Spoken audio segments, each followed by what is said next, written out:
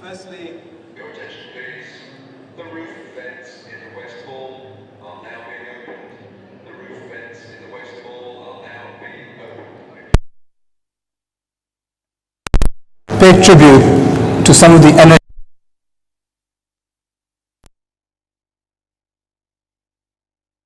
of Edgware Road today, where again you see this rich variety of sherbets and coffee houses. So this is part of an ongoing interaction.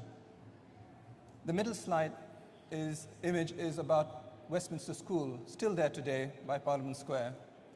And in the 17th century, Arabic was taught there. It was part of the curriculum. And you may ask why. And the reason was that knowledge of Arabic was essential to translate the knowledge of the universities of Andalusia from Arabic to Latin so that it can be carried on at Oxford and Cambridge. And again, it's interesting, just like the Edgware Road connection, that Arabic is back again on the Westminster School curriculum, this time for trade links. And finally,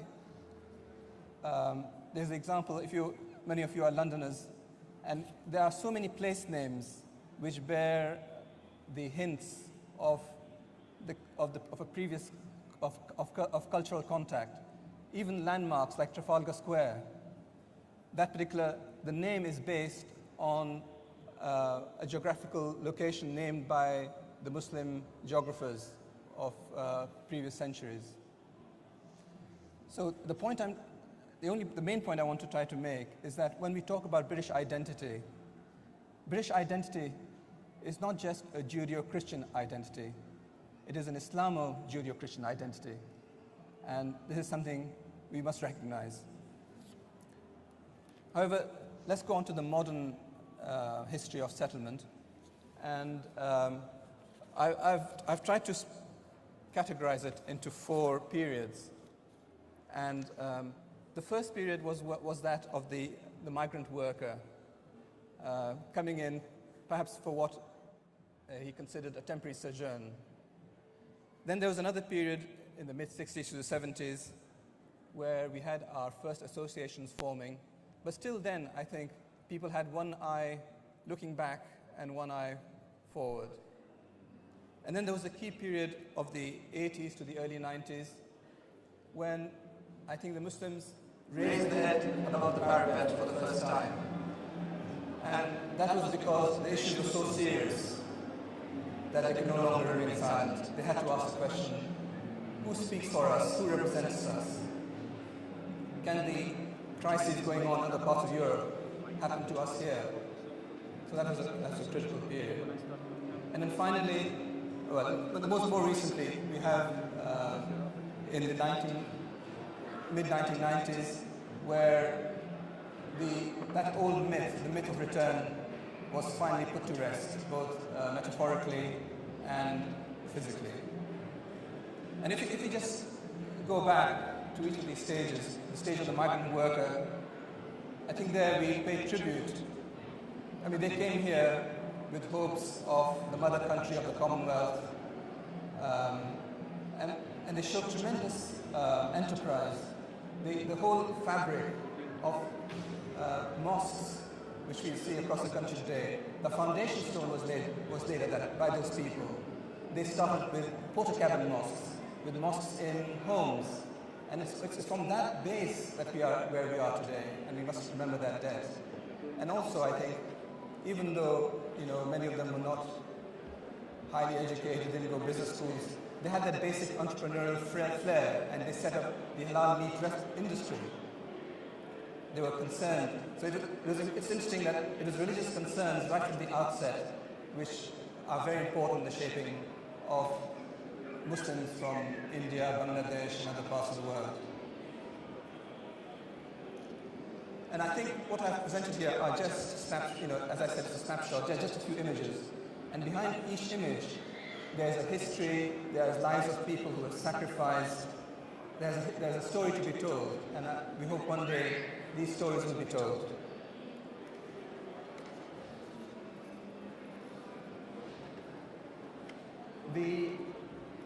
In the second period, from the mid-60s onwards, we see associations which are still around today, like the Federation of Student Islamic Societies, UK Islamic Mission, MSS. And in those days, I suppose it's true to say those associations were very much concerned with politics back home. Though there were a few forward-looking steps being made by the Islamic Foundation, for example, to look at the production of books for children who are growing up around them. And then in the 1980s, we had the Bosnian crisis and the Rushdie affair. And those two events, more than anything else, helped to crystallize the Muslim identity. And in parallel with that, you had those parents who were children in the 60s finding their own children now in the 80s and looking for schools, and you had the initiatives like the Islamic Primary coming up in 1984. And in the mid-90s onwards, I think if you compare, while we had in the past we had places of worship, now we have multifunctional mosques which provide education, legal advice and so on. It represents a broadness of vision.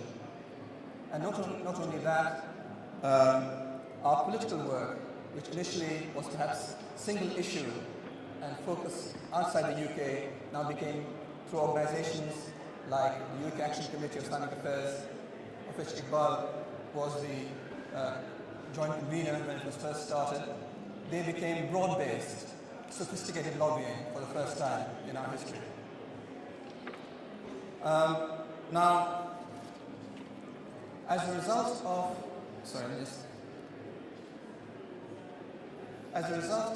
the need for unity, the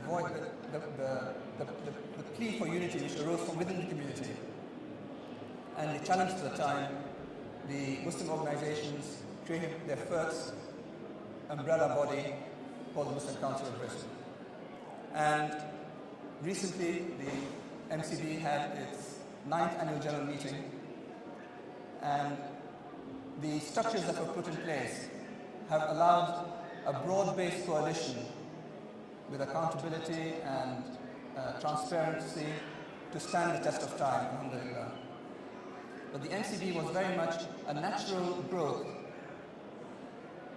reflecting the desires of the community. And it's been the basis through which the community has been able to press forward its demands and its needs for recognition, for due rights. And the membership of the MCB is such today that it's a heavyweight body, its voice is listened to.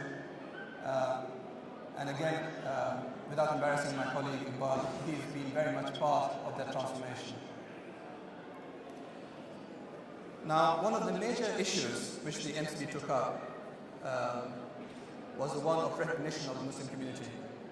And the landmark event was the inclusion of a religion question in the 2001 census.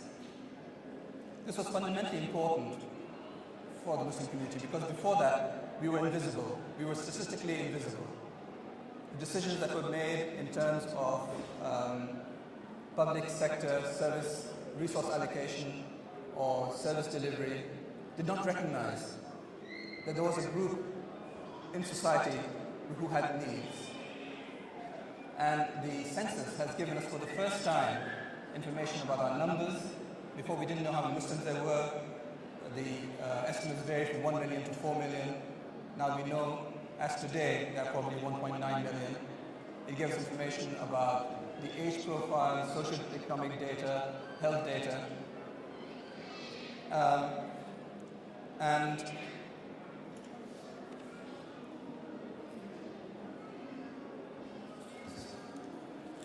what is important is that in the past, it was ethnicity which mattered in terms of public service allocation. So it was whether the categories were Asian or black. And as a result, the Muslim needs were missed out, particularly in areas of social services, in health and employment. Because as you know, for example, in the public sector, there is a responsibility of a local authority to employ staff reflecting its local population. And if that population was not reflected in terms of what they knew about the Muslims, then there would not be a truly diverse workforce. Now, the census itself, because it's presented us so much data, it's also identified our need for more data. And if you look at the pie chart there, you see the large number of Muslims in that other category, over 20%. Now, who are they? Okay. Now, those are Muslims of Turkish ancestry, Somali ancestry, Arab ancestry, North Africans. So there's need for far more research to be done. And the MCB is really very keen to promote research work, and we have research proposals for whom we are seeking funding. And there are other steps. There's a Muslim household survey going on at the moment, not by the MCB, but by another organization. Now, what is interesting about the census is that it gave us some very startling information about our youth population. For example, almost a third of Muslims were in that age group, 0 to 15. And you can imagine the implications that has for higher education, for employment. 52% in 2001 were under 24. And in London alone, 1/5 of the children in that particular age band were Muslim. Okay? So, and this is important, I think, to remember, because this is at a time when Britain, and not just Britain, but other countries in Europe, have an aging population. They have declining birth rates. So, in a sense, when someone like Sir Herman Moseley said, the success of Bradford depends on the success of Muslims, right? This is what he at the back of his mind. And so in that sense, the success of Muslims is tied in, the success of Britain is tied in with the success of Muslims. They are a real strategic asset to the country. And that has been recognized in terms of the contribution they can make to the workforce in years to come.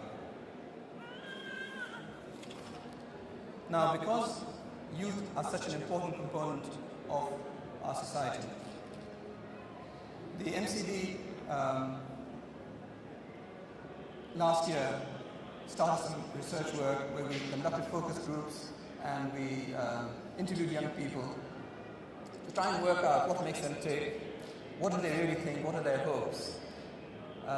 And if I could summarize this piece of work, there seemed to be two segments of young people.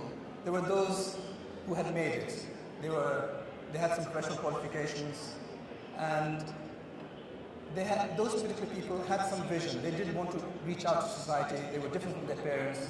They wanted to work with non-Muslim groups. Their parents were really concerned with building up Muslim institutions. They wanted to reach out. And then there's the other group who were trapped, who lived in in a sort of cycle of dreams and missed opportunities. And if you ask me, where is the bulk today? Is it in the top box or the bottom box? I really can't say, right? But clearly what we do know is what we want to do. We want to move them from the bottom box up to the top box, right? But my gut feeling is, if you look at data on deprivation, which could be a proxy, is that, and this is very, very shocking, that 33% of the Muslim population live in the 10% most deprived neighborhoods of the country. So clearly, most of them will be, at the moment, in the bottom box. Okay. And there's a lot of work to be done. But unfortunately, I think what we have seen is that the security regime of recent years has tended to isolate both groups. Individuals who were previously fairly benign have hardened their attitudes.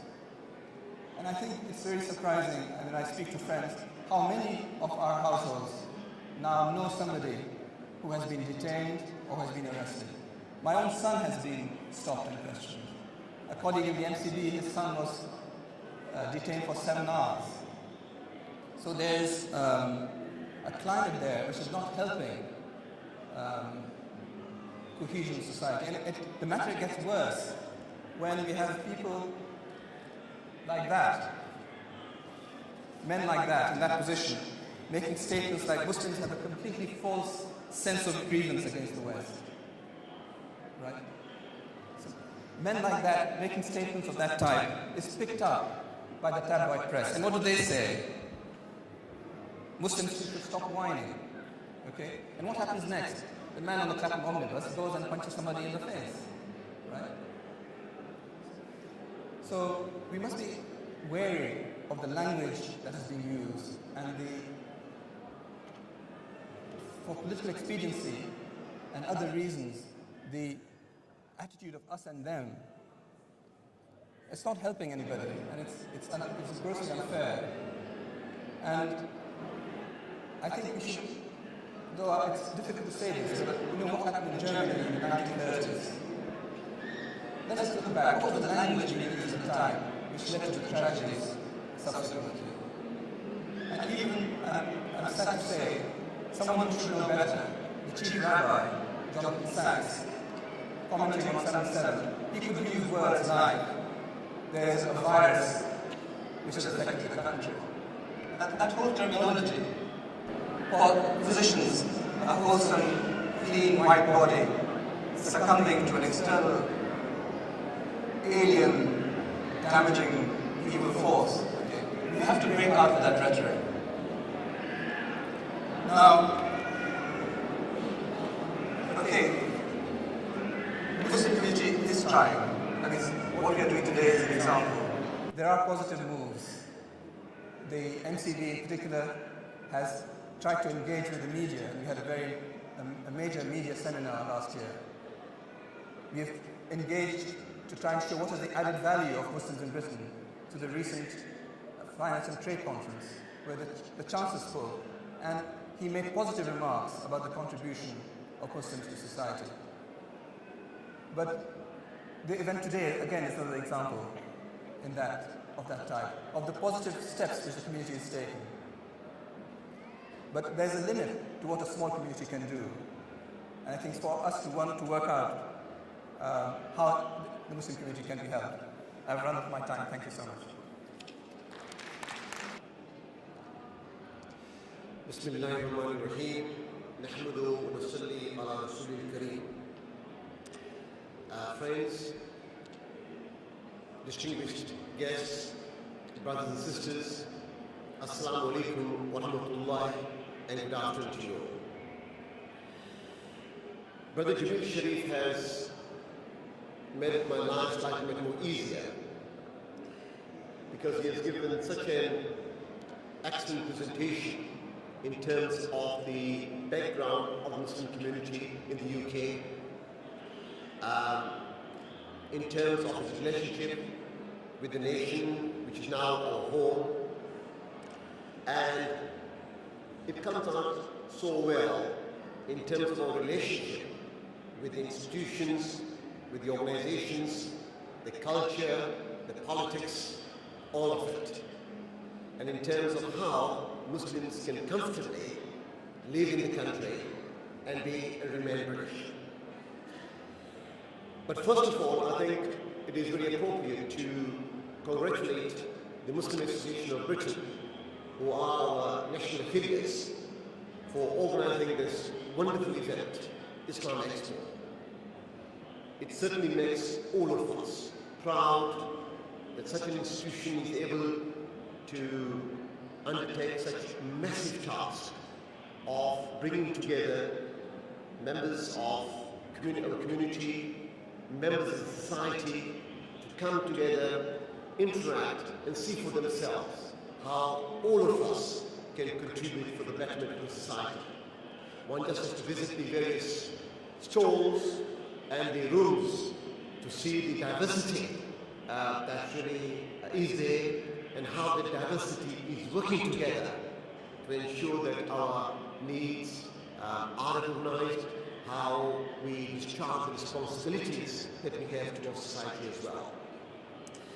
But let me now go on to the subject matter which I was given the task to go through, which is to identify the main challenges facing the Muslim community. What I've done is to categorize in basically four broad areas. and then perhaps look at the subsections of it a bit later. The first area, the main challenge that I see, is how to maintain a role for a faith community, Muslims, which are around 2 million, the largest faith community after Christianity, be it as a minority in the wider Western context. The second issue is how to effectively represent and meet the needs of British Muslims. Thirdly, how to encourage progress and development within the Muslim community.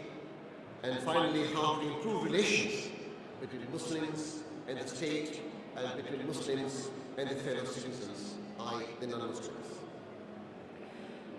First, how do we maintain a minority Muslim community in a wider Western context? Timothy Garton Ash, a prominent columnist, recently wrote that Muslims in the West challenges from two quarters: American fundamentalist Christians and the European fundamentalist secularists. The former, in their blind support for Israel, believe that the reunification of all biblical lands of Israel will hasten the second coming, in which the rapture they will be forever saved. The European fundamentalist secularists think that all religion is blindness and stupidity, a kind of mental affliction of which Islam is particularly an acute problem.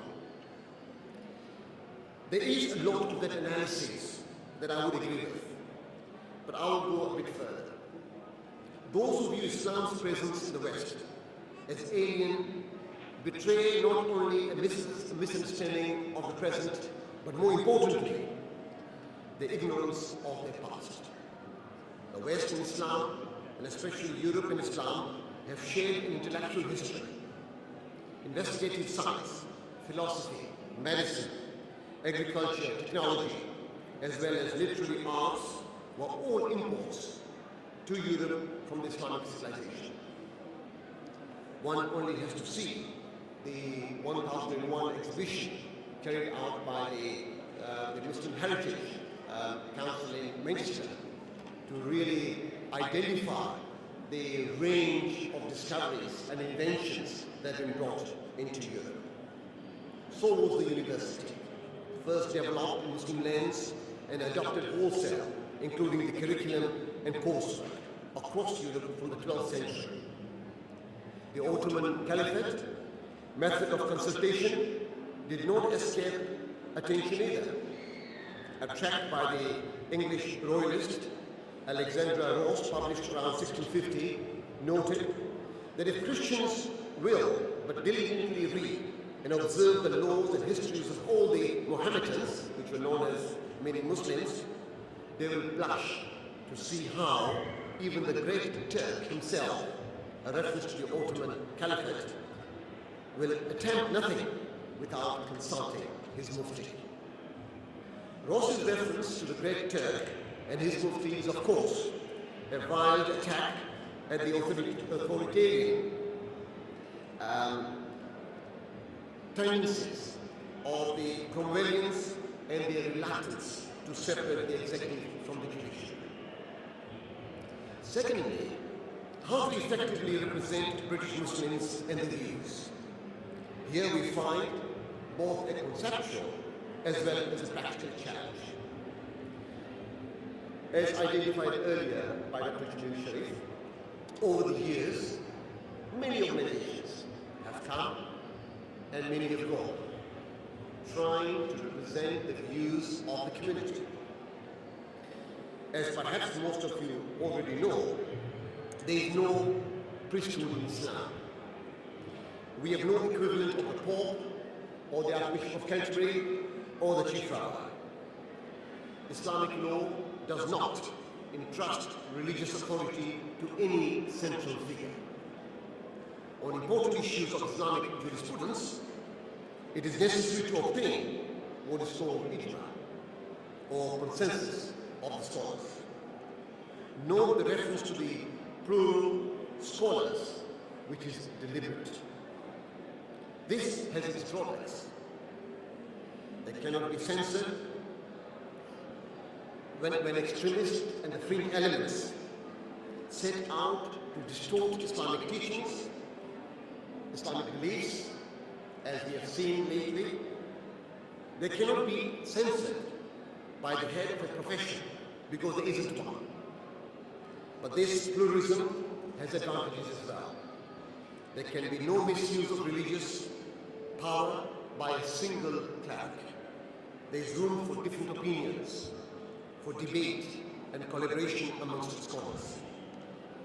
The concept of Grand Mufti, which perhaps has come to light, which means the supreme religious leaders, is not one that is germane to Islam and is often the product of interference by the state to regulate religion. Learning knowledge of Islamic scholarship is the only distinction Muslims recognize, and learning is open to all. And in fact, the greater emphasis to education is there, the respect for scholars. We are, all after all, God's stewards on earth, not just the special few. So it is up to the Muslim community itself to find its leaders and representatives. There have been a number of attempts early on, as identified, to create a national body to represent the interests of the Muslim community. The Muslim Council of Britain, established in 1997, was the culmination of years of consultation. In fact, it was more than 3 years that a very varied consultation took place across the country. An opportunity given to organizations and institutions and mosques to respond to the questionnaire that was sent out, whether there is a need for us to get together on a platform. The MCB is a national umbrella organization that serves and represents British Muslims. It does not claim to represent all the British Muslims. Neither does it claim to say it's the only body that represents the Muslim community. There are a number of others who do work in the community and who also represent the community. However, the MCB is distinctive for two main reasons. Firstly, with over 400 organizations affiliated, it is the largest representative organization. Secondly, the MCB is democratically constituted. Time and again, we hear of self-appointed leaders in the community being questioned. Who are they? Where do they come from? Who do they represent? This has been the tendency over the years. And to us, to many of us in the community who have been working together, this is the most important contribution to Britain by British Muslims. Able to bring together an organization based on the democratic principles, organization set up by the community, for the community, accountable to the community. Importantly, funded by the community as well. As a result, with all these important factors, MCB is arguably Britain's most prominent British Muslim organization, recognized by the media, by the government, and I believe by the community as well. Lacking a religious hierarchy, the Muslim community has to devise pragmatic arrangements to manage its affairs, based on cooperation, consultation, and coordination. Recently, the Prince's Trust, which is a charity set up by His Royal Highness Prince Charles, sought to extend a halal, Islamically permissible version of its laws to disadvantaged young people. This is an example of how we've been able to go into the mainstream. Not just issues of deprivation, unemployment, which are important and has been highlighted earlier, something that concerns us most, a way is a contribution to the society, where they will be able to play their role in the mainstream. How do we get this movement moving forward? The Muslim Council of Britain's Business and Economics Committee helped to facilitate this particular scheme. And we have also recently, as mentioned earlier, organized an important conference on trade and finance, which was inaugurated by the Chancellor Gordon Brown only 2 to 3 weeks back, giving the opportunity to the community at large the usage of Islamic Sharia compliant products as far as investments are concerned, opportunity for us to get Islamic halal mortgages, all regulated by the Financial Services Authority, approved and legislated, and therefore it becomes a mainstream product. Representing the community is always a challenge. The Muslim community in Britain is in many ways a microcosm of the British society itself. Multicultural, multi-ethnic, with diverse experiences and needs, and of course, importantly, great expectations. Around 2/3 of the 2 million Muslims originate from the Indian subcontinent. The rest comprise people from Africa, Arab, Turkish, and the Eastern European background. To this list, we must, of course, add increasing number of converts, both black and white Britons.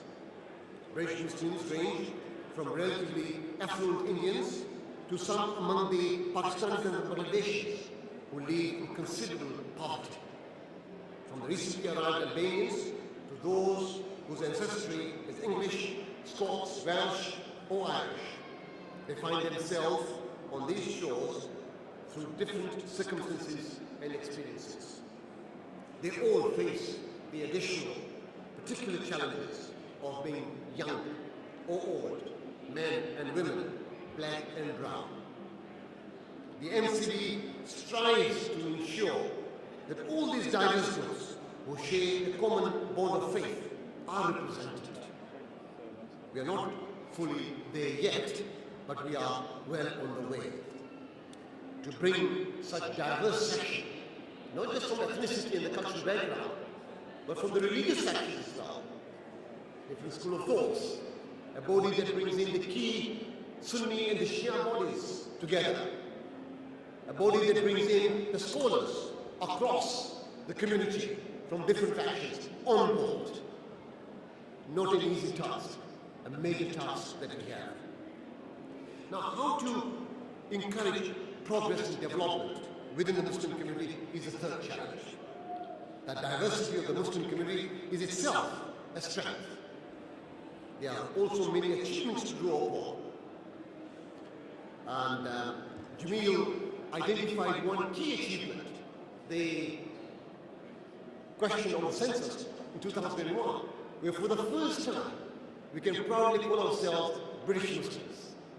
Until then, what do we know? Going back, black and white. Then the word brown came in. Then the word Asian came in. Then the ethnicity came in. National origins, Pakistanis, Indian, Arabs, whatever. Finally, the identity we feel comfortable with is calling ourselves proudly as British Muslims. Not an easy task. Years of campaign, going back for more than 10 years. But then when you bring together such bodies together within the community and engage yourself with the other faith communities, we've got their support on board. The Christians, Jews, Hindus and Sikhs, many of them were very reluctant to pursue with this identity or faith identity. But finally we were able to convince them that it is in the interest of the community at large to be identified in faith grounds. More importantly, because of service areas where until now we have been deprived. There's a range of issues on the media front. How we've been able to engage with the media. When there's a clear denigration, vilification of the Muslim community, it's the council that takes it up with the editors. You've heard about Kilroy, his program, how he would deliberately try to denigrate us, one of the most senior journalists within the BBC. But when issues of fairness and justice is presented in a very diligent and a responsible manner, then the action is expected as well, and the chapter to leave out. many examples of how editorials apologized. First time ever, and where the newspapers apologized under the editorial. They said they're sorry for calling Muslims terrorists, when in actual fact there was no such case of any violent behavior also. Now we're able to have more articles being published in the papers also. There have been books, the pocket guide with the Muslim Council of Britain had published, distributed in the mosques across the country to the community, identifying the responsibilities we have in the society, outlining our duties as well, going hand in hand. In fact, there are so many areas of positive work and achievement that have taken place that one can visit our website. And there's a visit of the MCB store, and you will see the brochure, the MCB pictorial brochure, which outlines achievements and campaigns that have taken place, which will give a better idea of the work that has taken place. I've got last few minutes, and what I'll try and do is basically come to the clear conclusion that while we rightly celebrate our achievements, we must also diligently tackle the shortcomings by addressing areas which fall short of the ideals required by our faith. For instance, we must do more to ensure our young people are given an effective voice. We must ensure that women are not denied their due rights because of cultural practices contrary to religious teachings. We must publicly oppose extremists or the fringe elements who deliberately distort the message of Islam, as we have seen today. A year back, how much of publicity that was given out in the media for these few useful idiots to come up on the media and say it has something to do with Islam, something to do with teaching Islam, in terms of taking lives, killing people, destroying the infrastructure. No, cannot be any further from the truth. But this is the message that has been coming out. We must do more to ensure imams, who play a very important role in the mosques, to provide that leadership in getting the true message of Islam out. We must promote tolerance, understanding, dialogue and cooperation with the society at large. This requires leadership at the national and the local level, coupled with the active participation of the Muslim community, young and old, and women as well. And the final challenge is improving relations between Muslims and the state, British Muslims and the fellow citizens, the non-Muslim Britons. This is and can only be a two-way process. Muslims must be active participants in the mainstream of society. This is happening, but more needs to be done. The MCB's motto is seeking to common good. We are an organization concerned with the welfare of British Muslims, but we believe that this must be sought by serving and sharing the common good of our society as a whole. We are concerned for the welfare of all Britons, whatever their faith or no faith. We seek constructive engagement within the wider society, and playing an active part is responsible and the concerned citizens. Moreover, we view this as a religious and a social duty. Finally, the sun is out, families are here, it's time to come down to the family fun zone. Fun for all the kids, bouncy castles, sumo wrestlers. Please look out for the sumo wrestlers to buy your tickets for the family fun zone. At the same time, one of the most important aspects of Islam Expo is teaching the importance of the contributions made by Muslims. At 4 o'clock in Seminar Room 1, there is a lecture on Muslim contributions to medicine and physics. So please make your way to Seminar Room 1, 4 o'clock, for Muslim contributions to medicine and physics. I think this is the message for me to say. That's it. Pass it back to the chair. Thank you.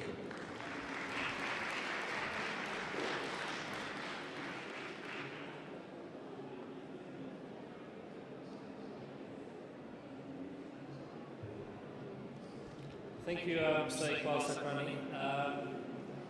That brings us into our talking from the stage. If there is any questions that people would like to ask, already there's hands gone up.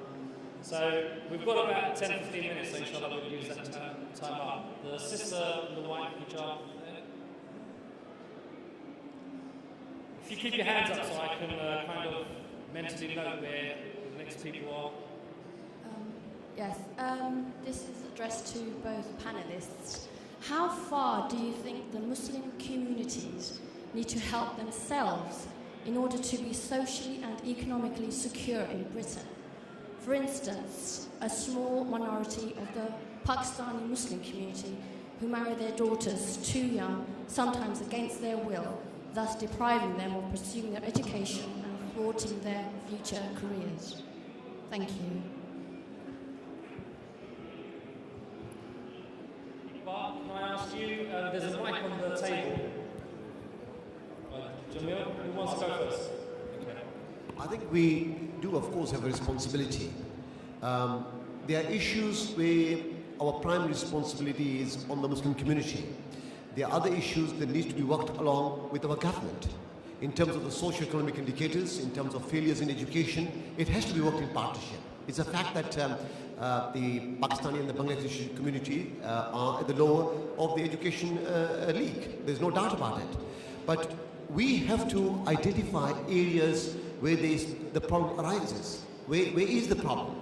And of course, they have the expertise, the government, the education department has the expertise. They are citizens of the country. And therefore, the responsibility lies in addressing those concerns. But I think it has to be a joint effort in trying to deal with this very serious problem. Okay, the gentleman in the second row in the red and white top.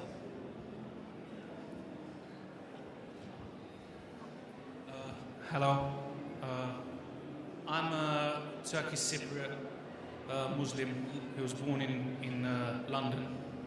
And I'd like to ask you if whose responsibility is it to include people like myself who have never been inside a mosque in Islamic discussion and not to be pushed aside with quotes from scriptures?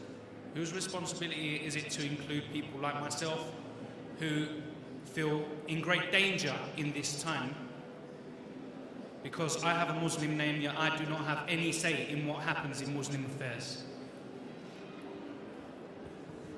I think it's quite an important question. For one to be involved in the community work or one to be heard, there has to be initiatives that have to be taken from your side as well as the community. At the moment, how does one go about it?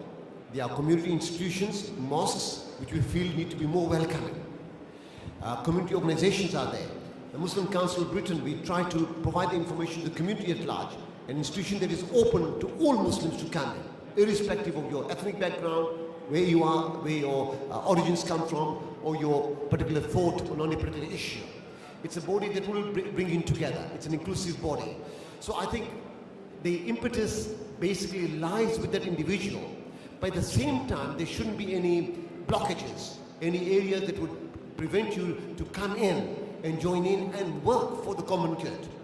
You see, it is vital that there must be much more friendly atmospheres appearing, which enables us to attract our people to join in. Yes, there are areas we know that brings in difficulties for young people to come in, our mosque structures, our institutions, but I think more and more organizations now, even in student unions, you've got some organizations that are there. It would be difficult for anybody, any organization, to identify 1.6 million Muslims on the ground in their households and go and see them individually on a one-to-one basis and bring them in. Yes, we have a duty to get the message across through our media, the Muslim News, the Muslim Weekly, Islam Channel, Impact International, which enables us to convey the information of what's happening in the community. But it's crucial for us to play that role by remaining on the sidelines, by remaining on the fringes, and hoping that things will just have work out well. It's not good for yourself, neither is it good for the society. I think it's very interesting that you raise this issue, that someone like you feel in danger. I think it's a terrible indictment of the times, and I hope you don't change your name.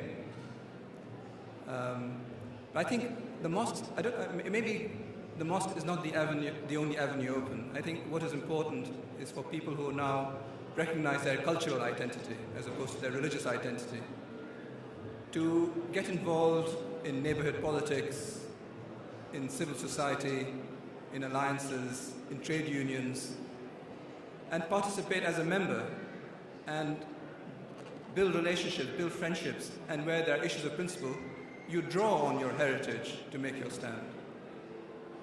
Okay, we are running out of time, and there's a few more hands still up. What I'm going to do is I've taken two male voices, I'm going to take two female voices now. So the lady in the black over there, and then the lady with the sari over there. And if you can both address your questions now, and hopefully the speakers will answer them straight away. Hello. What do you think are the religious issues in the workplace? Do you think companies should be recognising religion as an issue? And if you can pass the mic to the lady in front of you. The foremost issue in my mind now is what do we do to help our boys who are in detention? I don't mean the guilty ones, I mean the ones that are innocent. Do we sacrifice them to the Blair and Bush laws, or do we do something to get them out? Remember, we live in a democratic society and we do enjoy freedom of speech. Okay, thank you. Iqbal and Jamil, to respond to that.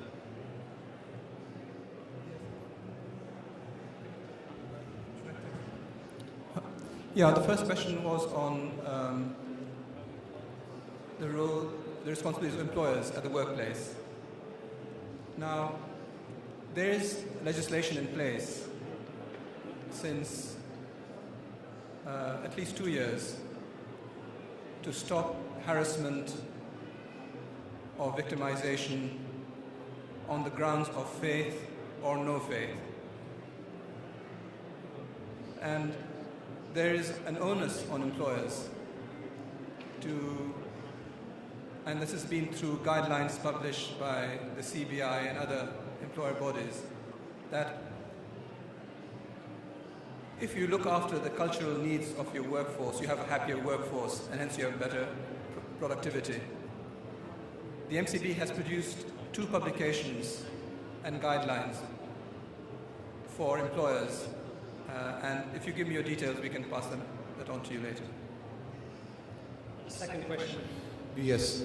Now, there is a very dangerous trend that is being followed at the moment in the country, and that is that we remain silent to the issues of injustices, oppression taking place outside the UK. There is a big talk about right to express, the freedom of expression. Yes, but somehow we see that the freedom of expression seems to be acceptable in areas that suits certain groups and certain areas of agendas. But in terms of when we highlight the areas of real oppression, the way we see great forms of cruelty, acts of barbarism taking place in Palestine or Chechnya or in Kashmir, certainly we are told to remain calm and quiet. Now I think the concept of ummah is there. We cannot really run away from that responsibility of sharing the concerns and care of the state of the ummah. So there is no question of us remaining silent when these issues of injustice are taking place. But what we need to do now, with the new laws that have come in, which are in many ways curtailed that open expression that we were able to come out with, to ensure that when we highlight the issues of oppression, of injustices, that somehow we do not glorify acts of terror. It's a very fine line that has come in. And in fact, the MCB has taken this issue in a very serious manner with the parliamentarians in the House of Lords, that how do you distinguish supporting genuine causes, for fighting for freedom, for lanes which have been taken away from the Muslims also, and for you to speak against injustices. So that's a tremendous difficult task we have. But it doesn't mean that we get away from that. We need to be alert, aware, and I'm sure as time and again the government has made it clear that that doesn't curtail your right to speak against injustices, but it has to be done in an orderly manner that hopefully doesn't infringe the laws that are there.